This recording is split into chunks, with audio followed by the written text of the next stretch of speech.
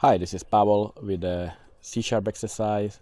This is a continuation of the previous one where we are going to be building Star Trek battle program. In previous video I showed you, the UML diagram and the requirements, and in this one I'm going to create a structure which is the classes for the battle. Now, we were provided the UML diagram, so I'm going to just follow that. So let's start with the spaceship class. So let's create that, and that's going to be an abstract class. That will be like the base class, or if you're in Java program, it's like the super class for all the other classes. So it's gonna be spaceship, and I'm gonna make it abstract. Okay, so that's first class. The next one, Starship. Starship will be the base class for the Federation ships. So let's create that one, Starship.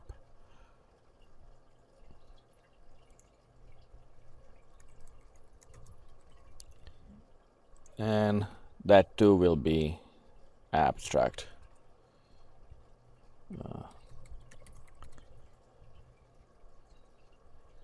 And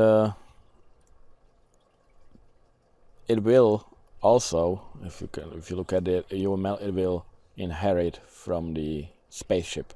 Even though it's abstract, it still inherits whatever method we will define in the spaceship class. So that's that. Next one, Klingon Ship. So let's do that one. What was it called again? Klingon Ship. Jeez. Klingon Ship. And that too will be an abstract class that inherits from the spaceship. So let's define it as abstract. And now we have these four classes, two for the United Federation and two for the Klingon ships. They all will be the concrete implementation of these abstract classes. So let's start with Galaxy class. Let's do that one.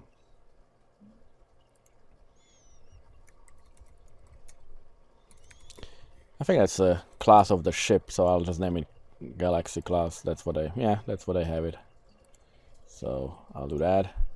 And this one inherits from the Starship, not the spaceship, not the superclass, but from the spaceship, from the Starship.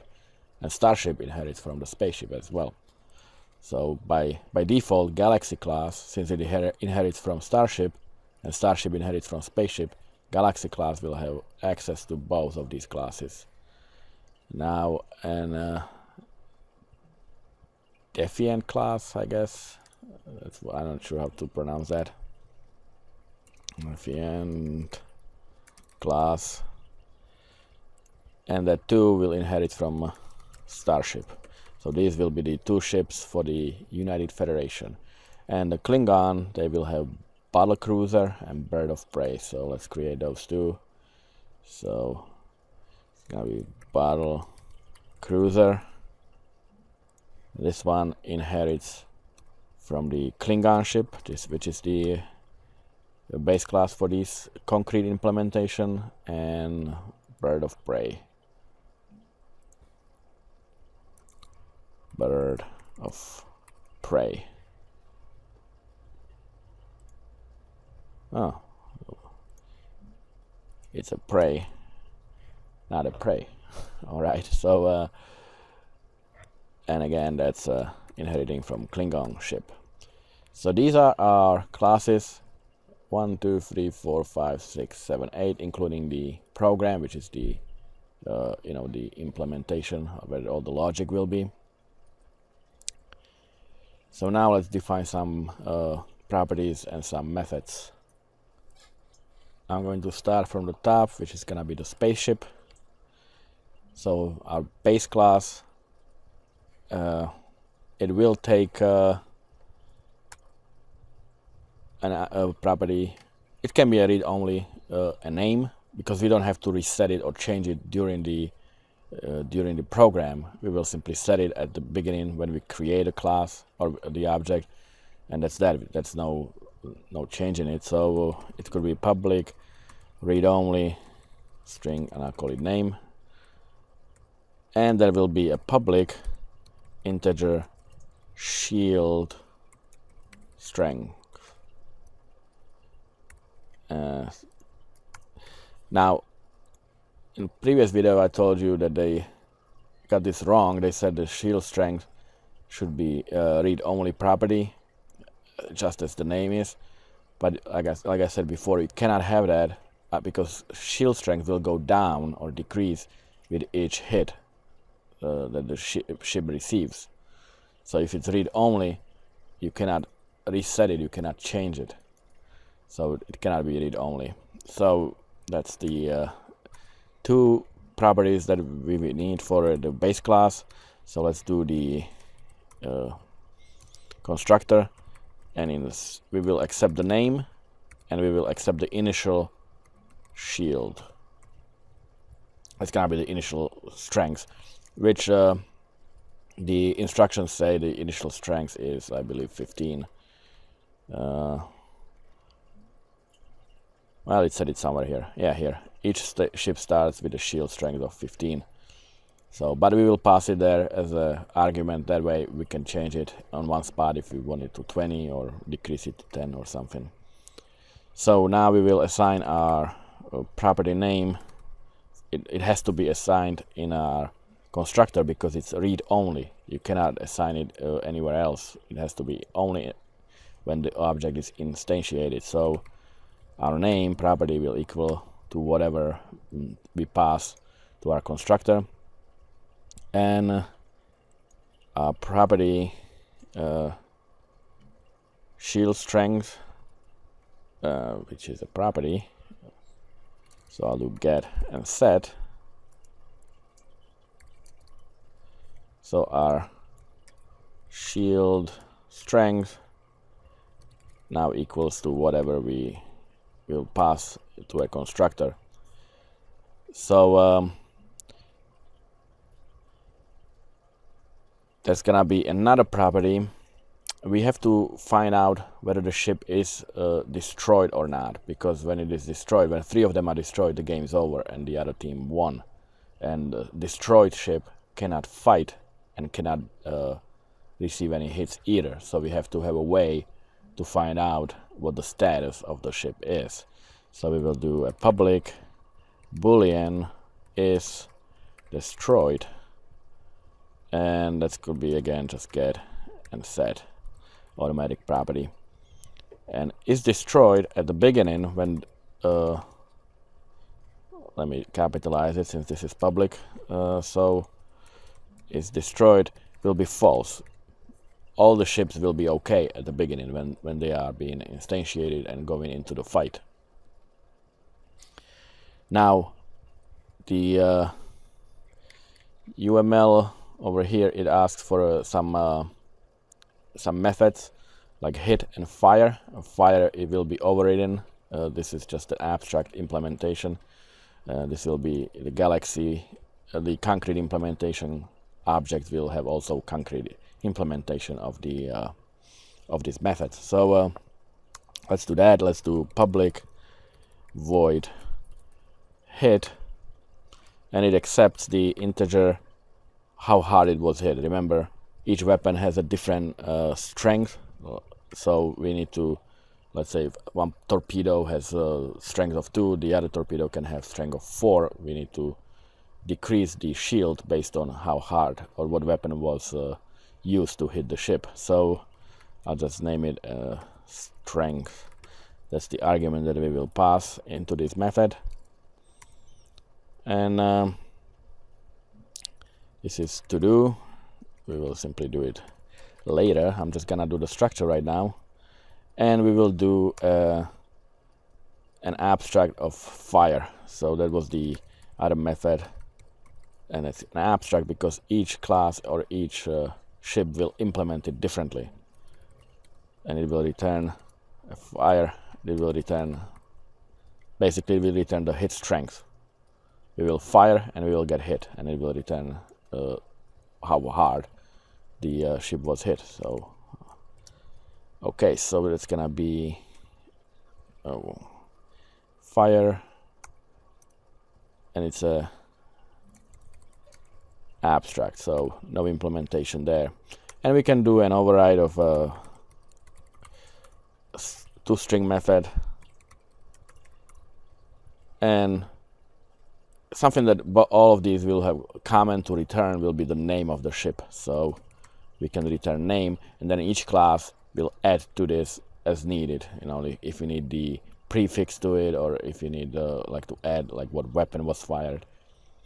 Which, by the way, I need to know what weapon was fired, because if you remember, for example, in this case, it says, well, no, this is not a good example. It was the mistake I showed you about the reloading that the original program had. But it basically says let's say USS Enterprise fired photon torpedo. So we need to know what weapon was fired in order to actually display it on the screen. So over here I will do another, I'll do a property. So public string fired weapon get and set. So we will capture what weapon was fired, so we can display it on the screen in our messages when we display the actual battle. And I think this might be all for the spaceship. That's the abstract class. So let's do a next one. And next one I'm going to do Starship. Now this is the Federation one. So again, this is an abstract class. So I'm going to do some properties. Read only. I'm outside of the class. I'm typing wrong. It's supposed to be here. Public read only string. And remember, the Federation class had the registry. Where am I? Over here it says it has a registry, which is the code for the ship. Like the Federation ship will have a prefix of USS, and Klingon will have key ES, but the Federation ships will also have a registry which will say something like NCC 147, whatever, you know, whatever the number is. So we need to capture that for the Federation ships.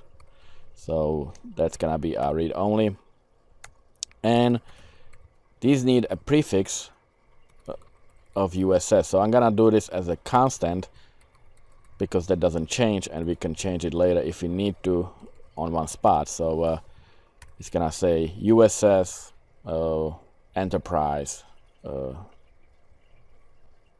it would say actually NCC 127 whatever USS Enterprise, for example. So let's do the constructor Starship, and it takes, in this case, it also takes the registry. It also takes the name and the shield, integer shield. Now remember, this is inheriting from spaceship. Our spaceship constructor takes name and shield, so we have to pass that to it.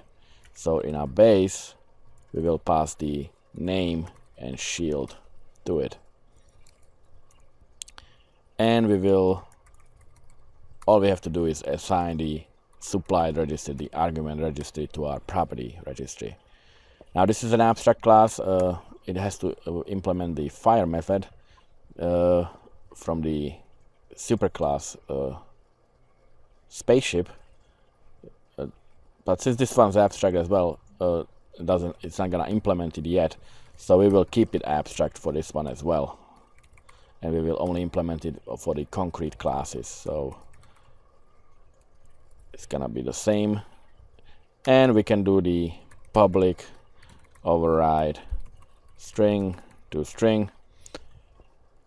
And in this case, since this one takes the registry, the bunch of numbers, we can pass it to it. So registry plus whatever the base class has. So in this case, it would say NCC123 and then plus the base to string method, which will say the name. So it will, so combined, it will say UCC123 or NCC123 USS Enterprise, for example. And I don't think we need anything else for this one, so let's do the Klingon, which is a base class for the Klingon ships. Again, I will do a constant of the prefix. In this case, the prefix is supposed to be KES for Klingon classes. And the constructor, it will take just the name. There's no registry for these for Klingon ships. It's just the name and the shield. So shield.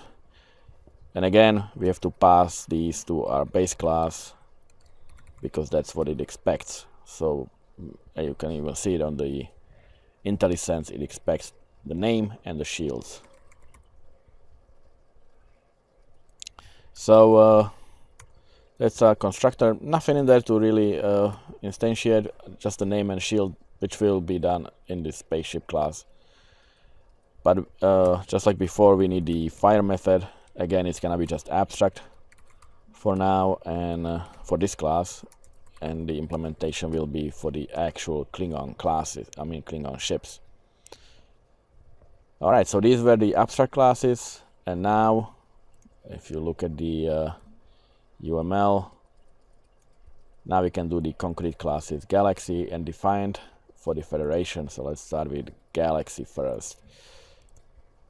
So the Galaxy, it will have torpedoes. So let's do private integer, and it's a photon torpedoes. Outside of the class again, type in. So it's gonna be private integer. So photon is, let's say, call it P torpedoes. Torpedoes, and that's the photon.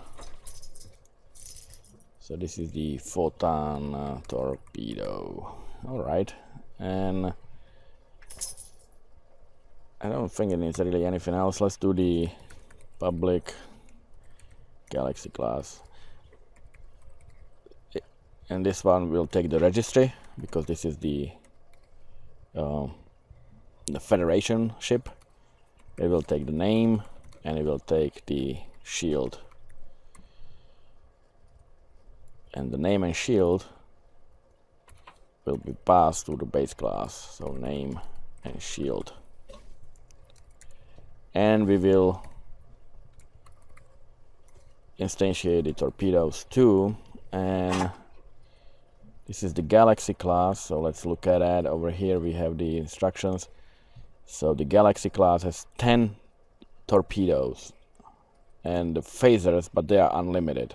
So we don't even really need to do anything with them. You'll see later that we don't even have to have any variable for the phasers because they are unlimited. We don't have to keep track of the quantities. But the torpedoes for Galaxy class are initiated to 10, so we will do 10. And now we will do the fire method, which will override all the abstract fire methods, and it will fire when we do the logic for it, but not yet. This is just a structure again. So not sure if it will need any other methods. It expects some return, so I'll just do return 0. But what we can do, remember the strength of the torpedo is 2, and the phaser has a strength of 1. So we can do actually that. We can create constants and call it, let's say, phaser strength and that's 1 for this particular ship, and constant integer torpedo strength there, and that's 2. I will give you the document, this document for the download, so you'll be able to see, what I'm following and why am I following it. Takes 2 argument. Oh, this one actually takes registry as well. It's our Starship, and it takes register name and shield, so we need to provide it, so we need to also pass the registry to it. So registry name and shield. Okay, so let's finish the other 2. Actually, you know what, it's already 20 minutes, so I'll finish the next classes in the next video, and I'll see you then. Take care.